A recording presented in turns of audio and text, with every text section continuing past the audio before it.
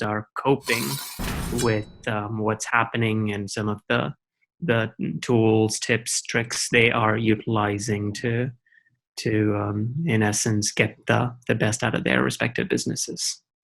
Yeah, I mean, this is basically a chance to. I think it's a huge opportunity for CIOs to win as leaders in enabling their businesses. And you and I have talked about that quite a bit over the past couple of years. And maybe you can just talk a little bit to start about who you are and kind of the type of organization that you represent, and then let's explore some ways in which you think are some opportunities for CIOs and yourself to continue to help their businesses and yourselves win here. Yeah, certainly. So my name is Merrill Raman. I'm the CIO for the Harris Poll. I'm also the managing director of enterprise data for its parent, the Stagwell Group. A little bit about Harris. Harris Poll is a data and analytics consultancy. It deeply understands the consumers of today, and it helps its clients win in the marketplace with uncommon knowledge that they can use in the development of their products and delivery of their services.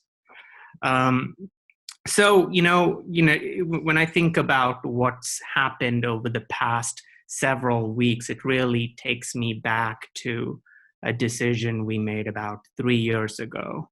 And that decision was to pursue a cloud-first strategy. There was a lot of pain at that time. We had a lot of on-prem devices, on-prem processes, and we had to be very aggressive in moving all our workloads to the cloud. And so today, we're able to fully see the wisdom of that decision because our business is able to cope relatively well with the events of the past few weeks. Our clients are happy with the services that we've been delivering. And yes, there is some level of inefficiency. I think, when you move from a on-prem collaborative type of environment to being fully virtual, you are going to notice some drops in performance, throughput, and stuff like that. But for the most part, we've done exceedingly well because of that singular decision we made a few years ago. You think it gives you some agility now? Do you think it gives you what do you think it gives you in particular that you're really happy that you have now? Yeah, so I would say the single biggest advantage is business continuity, right? Mm-hmm. When I look at business continuity plans of years past, they were very convoluted, difficult to execute. In our case, we were able to execute our business continuity plans in a matter of hours. And so there was little to no loss of productivity. We didn't have to message a single client to inform them of delays. If anything, clients would reach out to us and say, hey, we noticed that times are changing. We know it's difficult. If you want an extension, let us know. And we're always of the opinion that no, we're doing just fine. We will still deliver everything on schedule. That's great. That's great. So you basically can move everybody home, and you have this the collaborative environment set up through. Are there any particular tools that you're using that are helping? You're happy that you have in place that are facilitating collaboration? Yeah, so we're fully invested in the Microsoft collaboration tech stack. And so we are fully leveraging all the components within that. We're using SharePoint quite extensively. Our unified communications and collaborations platform is Microsoft Teams. And we've been very careful about not allowing fragmentation to take place. And so that's helped enormously because it allows all information to be available in one singular location and permits us to build conduits to pull that information and showcase that information as appropriate. So the type of service that your business provides is it really the back-end analytics to data aggregators, like websites, or people with complex systems they're looking for? Are you trying to marry different data sources or and package those for customers to consume? Yeah, so that's one element of what we do, but we are in the data collection business as well. And so we have a host of data collection engines that collect data through a variety of means.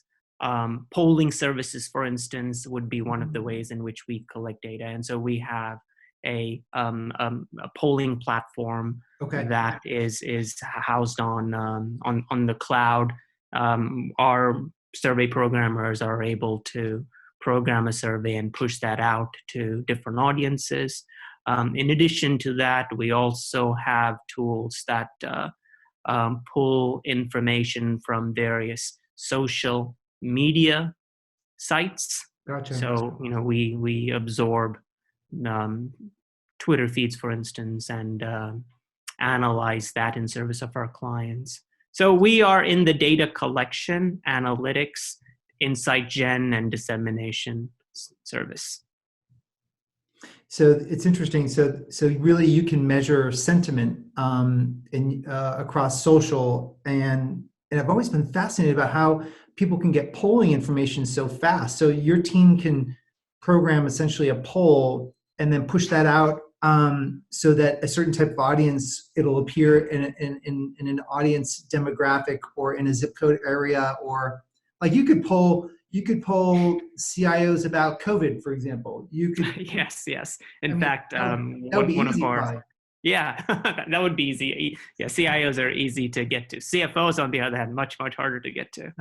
And I think you will be pleased to learn that that's one of the ways in which we are helping the business community. I mean, we have a poll of 100 CFOs right now to understand their perceptions of COVID-19 and the impact it is doing to their businesses, and what they are doing in order to prepare for it.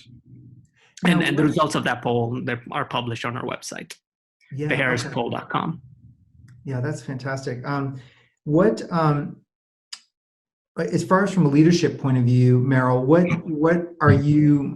do you notice right now is being required of you from either your staff, your team, or your business, as far as how to manage in times of in times of disruption?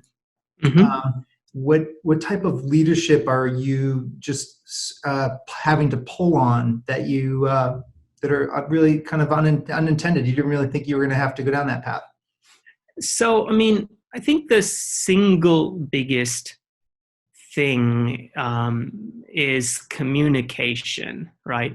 So people are no doubt nervous about the situation, what it means for them. And as a leader, it's my responsibility to make them understand all the tools, all the techniques available for them to perform their respective duties. And so in that regard, I've had to communicate more frequently, more clearly about how they can go about navigating the current situation. And it's not just me. I think in general, leaders in the company need to put their employees, their staff at ease and